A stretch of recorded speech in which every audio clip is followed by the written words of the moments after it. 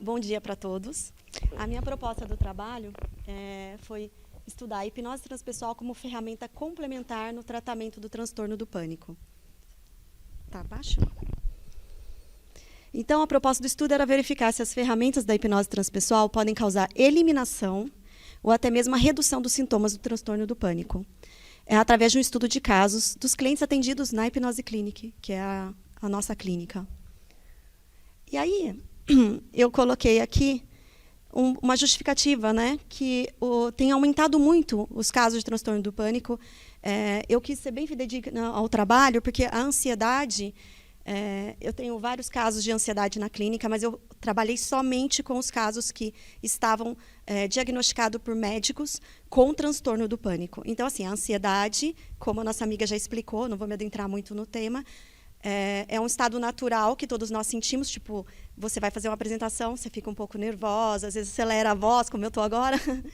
Isso é algo natural. Mas quando ela vem de forma de repente e sem causa aparente, é o transtorno do pânico. Então, os médicos diagnosticam de forma diferente. Apesar de ansiedade, o pânico está dentro do grupo de ansiedades pela CID-10, ele tem uma situação um pouco diferente. Então, eu peguei somente os casos diagnosticados com o transtorno do pânico. Então, foi aqui, eu peguei alguns dados, né, de 4 a 6 milhões de pessoas com o transtorno.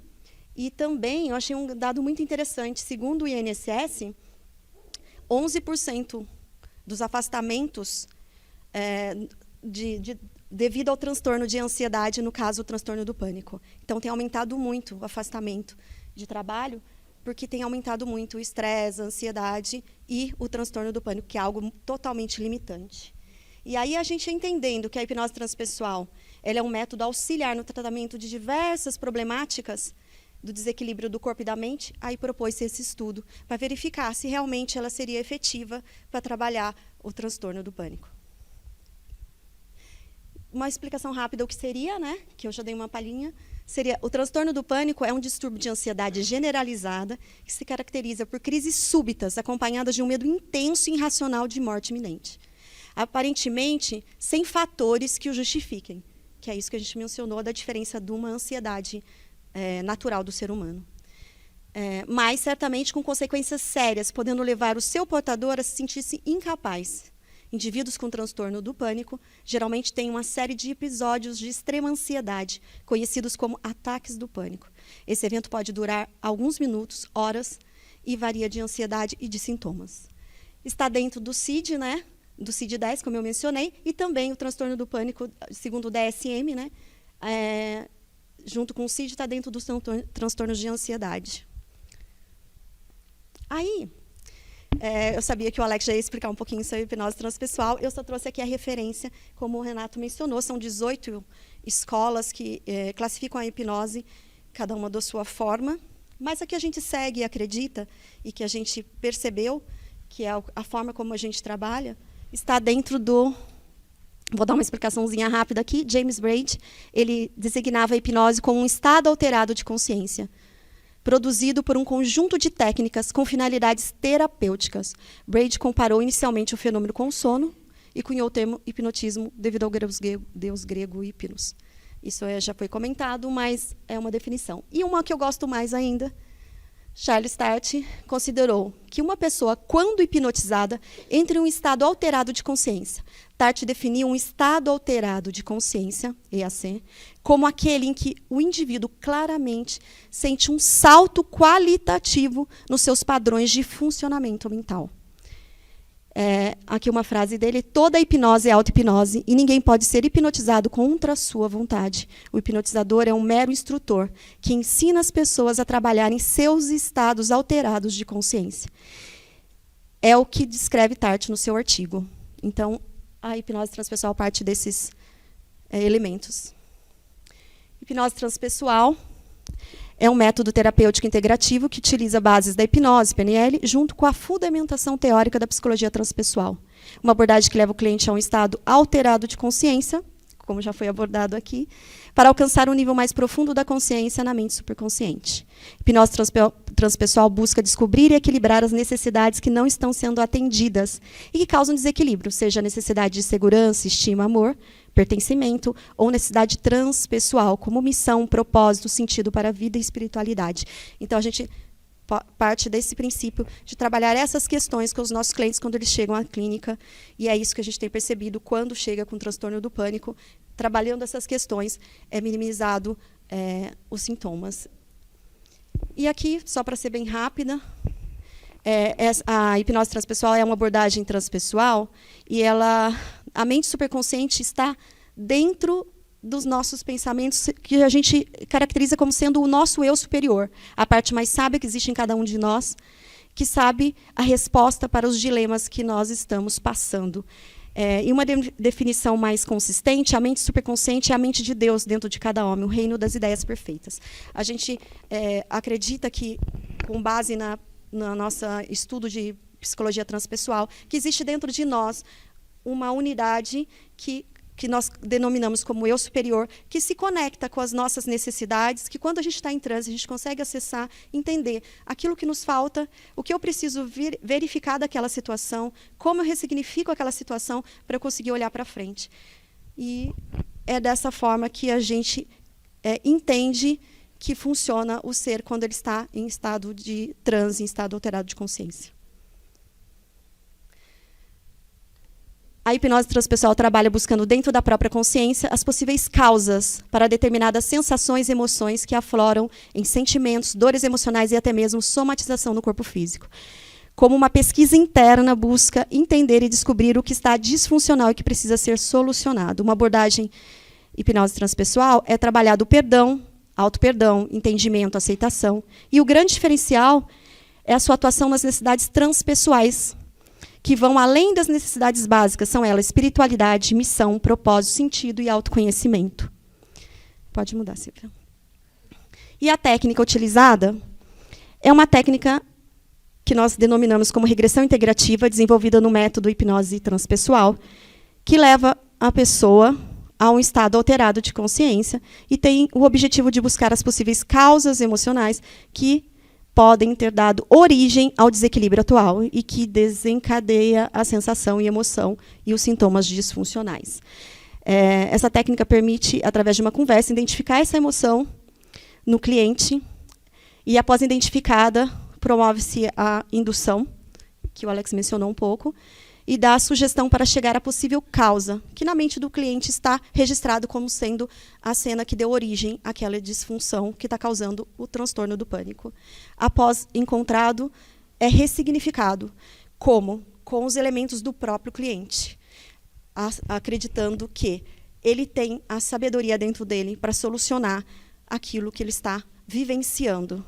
Então, se a técnica leva ele até uma lembrança, um momento do passado, que é considerado como um trauma para aquele evento, quando criança que seja, ele consegue agora, levando a sabedoria, ir lá e ressignificar o fato com os recursos que é dele, não nosso. A gente não induz os recursos, a gente acredita que o cliente tem os recursos. E quando ele está em estado ampliado de consciência, num transe mais profundo, ele consegue ressignificar aquele fato. E quando ele volta, a gente percebe a mudança na sensação, nos sintomas e no resultado, seja ele em vários âmbitos de questões emocionais, mas aqui especificamente o transtorno do pânico. Aí agora vamos mostrar os resultados. Você pode pôr para mim? Então, olha, o resultado do estudo foi que na cidade de Arujá, que é a hipnose clínica funciona lá, tá? Foram, em média, 7 sessões.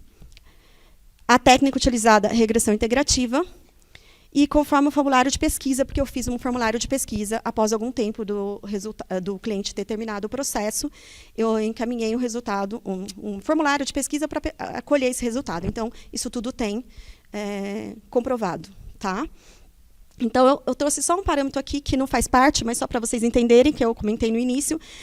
Existiam aqui 186 clientes no total, né? 31 de ansiedades, mas eu peguei só 14, que na verdade seriam 45, né? Eu peguei só os 14 que tinham laudo médico, tá? Legal esse dado aqui, mais mulheres sofrem de transtorno do pânico do que homens. Já tinha visto isso em outros estudos na internet, né, que eu busquei para verificar os outros dados, mas comprovou-se na clínica também. Então, são 2 homens e 12 mulheres. 86% são mulheres.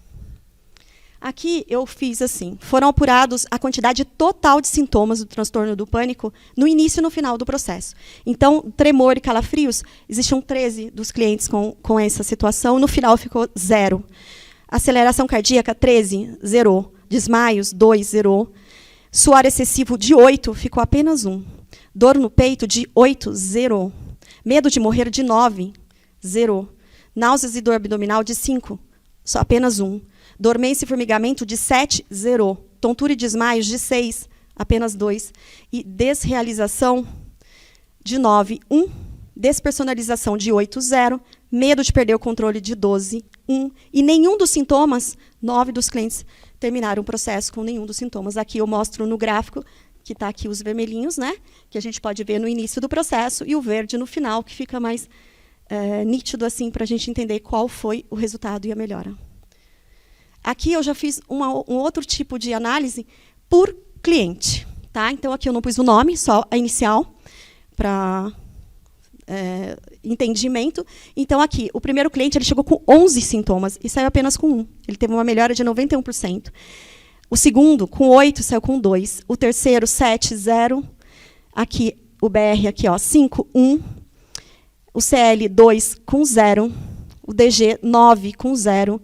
O DS, 9, com 0. O DY, 5, com 0. E, 10, com 1. GUI, 8, com 1. JU, 8, com 0. K, 7, com 0. LO, 3, 0. SU 8.0. Então, aqui a gente pode perceber que houve, em média, uma redução de 95% por cliente, porém, todos os clientes tiveram redução dos sintomas e nenhum teve mais a crise do transtorno do pânico, permanecendo apenas com 1 sintoma.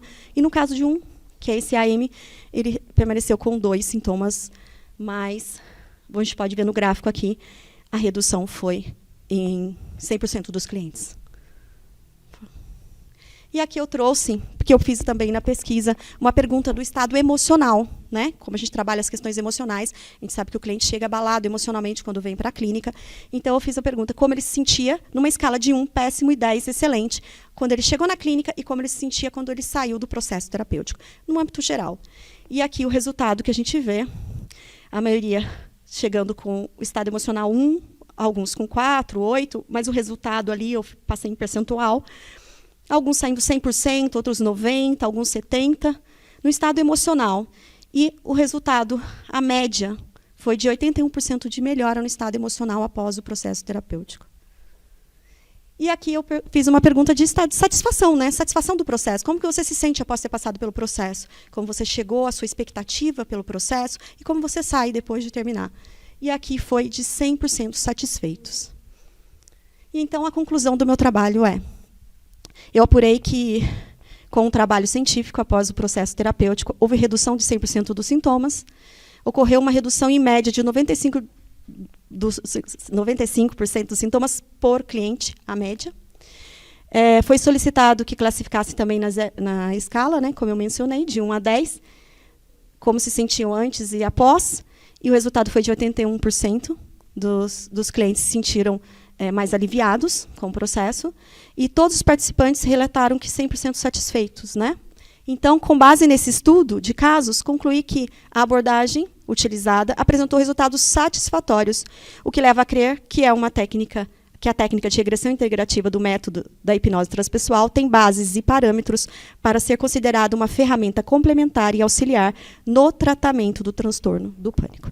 A minha ideia aqui não é mencionar que só existe essa técnica, mas que ela, sim, pode ser considerada como uma das técnicas que pode auxiliar as dores emocionais que os clientes andam chegando na clínica. E só um dado mais atual, por exemplo, este ano eu já estou atendendo 4 clientes com transtorno do pânico, de fevereiro para cá. Eu estou atendendo, no momento, 4 clientes que chegaram diagnosticados com transtorno do pânico.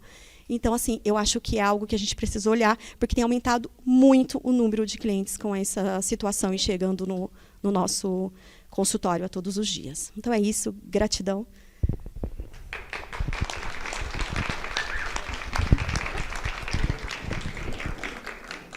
Eu fico bastante feliz de ouvir a sua apresentação. Bastante feliz. Alguém tem alguma pergunta, alguma ponderação, questionamento, enfim, a respeito do tema apresentado? Por favor.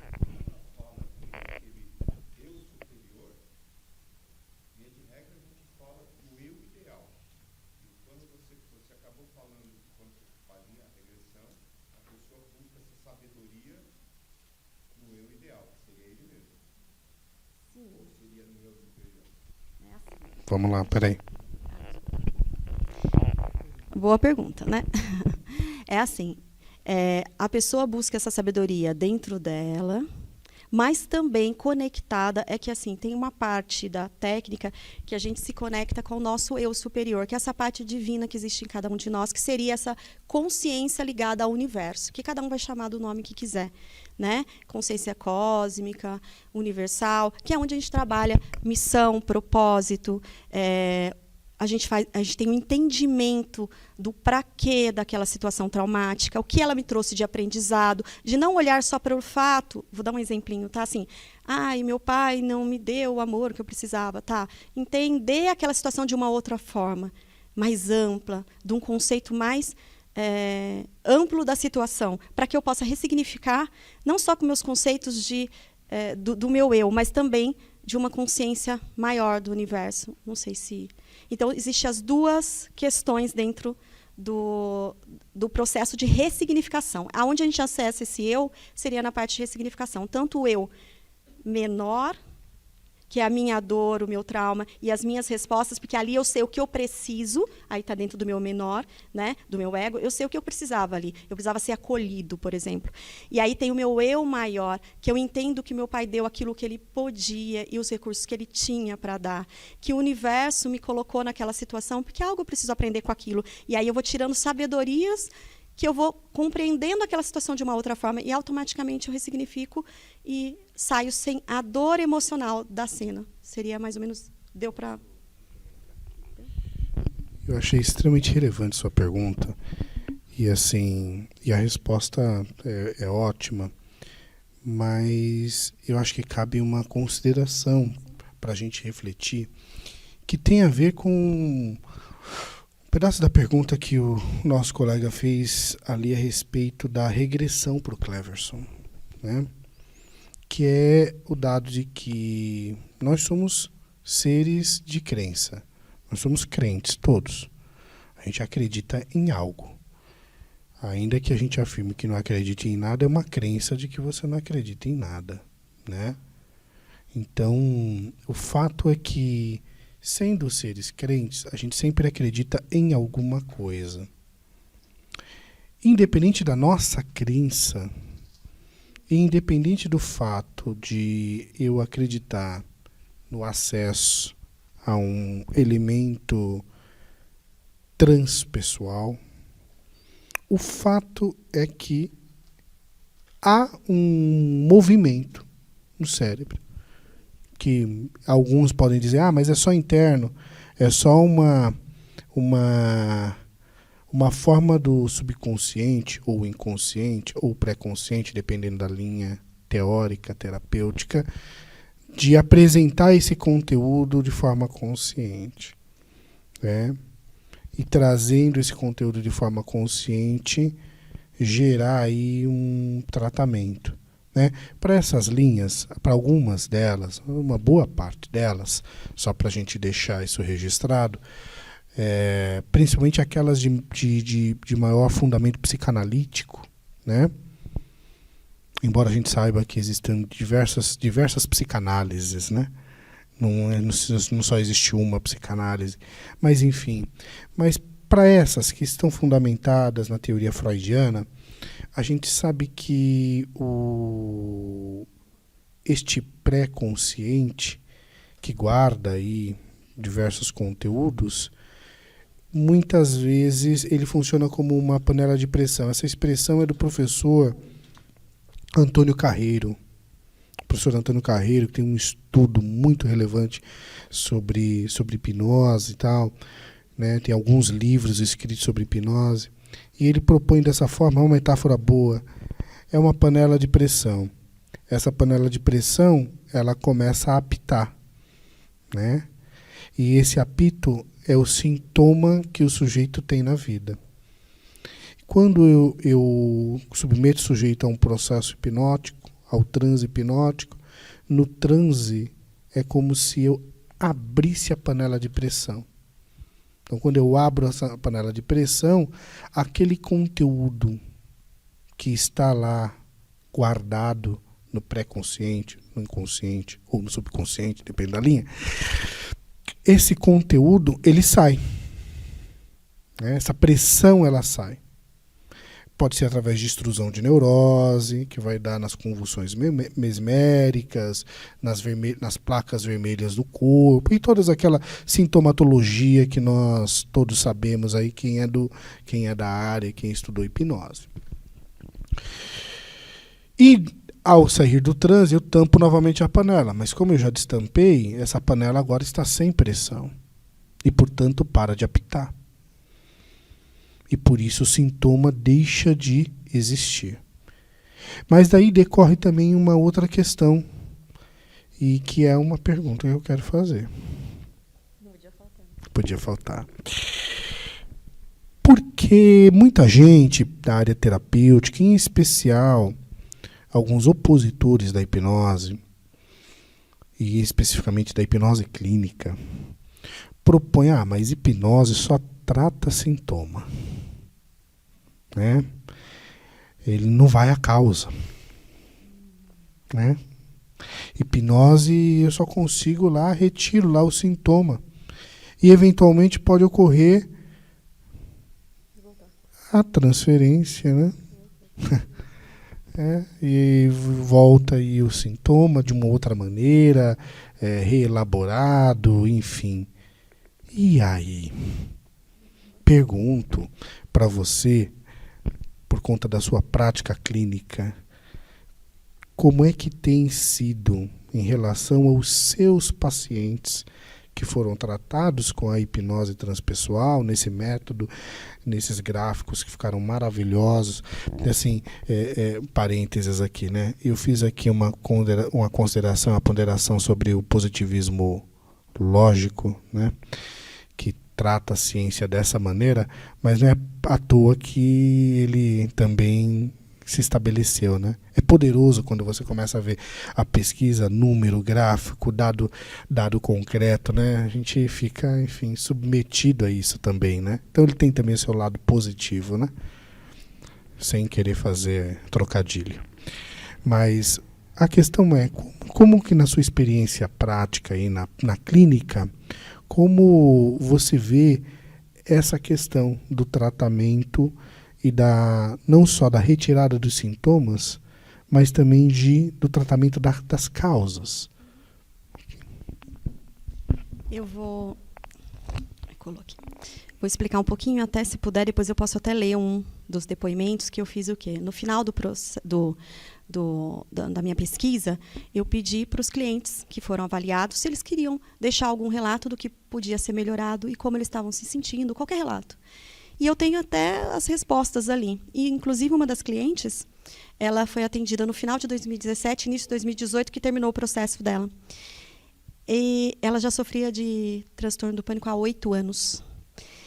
E ela responde assim, tipo, eu agradeço a minha vida porque tudo mudou depois que eu fiz o processo. Então, assim, meus clientes foram atendidos, alguns há muito tempo, e a pesquisa foi feita agora, no final do ano, para fazer esse estudo, e eles mostram que foi de forma efetiva, que tudo alterou.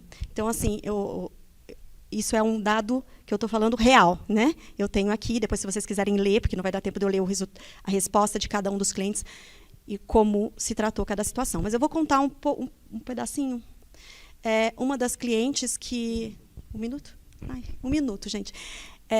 Como a hipnose transpessoal trabalha, indo direto, dando a mensagem, vamos dizer, para a mente subconsciente, inconsciente, o nome que vocês quiserem classificar, na causa onde foi gerado o sintoma pela primeira vez. Desta forma, o subconsciente ele entende que ele precisa buscar a origem. E nós vamos fazendo essa pergunta até chegar na possível origem. Aqui nós não estamos no estado investigativo, se aquela situação realmente foi a origem, mas para a mente subconsciente ou inconsciente dele, aquela situação foi a origem. E quando a gente ressignifica, a gente percebe o resultado efetivo já logo nas próximas sessões. Ela já volta à atividade normal, porque uma pessoa com transtorno do pânico, ela deixa de sair, ela deixa de viver, ela tem medo de ir trabalhar, ela não sai mais para as atividades cotidianas que antes ela saía, porque ela tem medo de novamente acontecer a crise, como já aconteceu. Então, ela existe um medo de ter esse medo e passar pela crise novamente.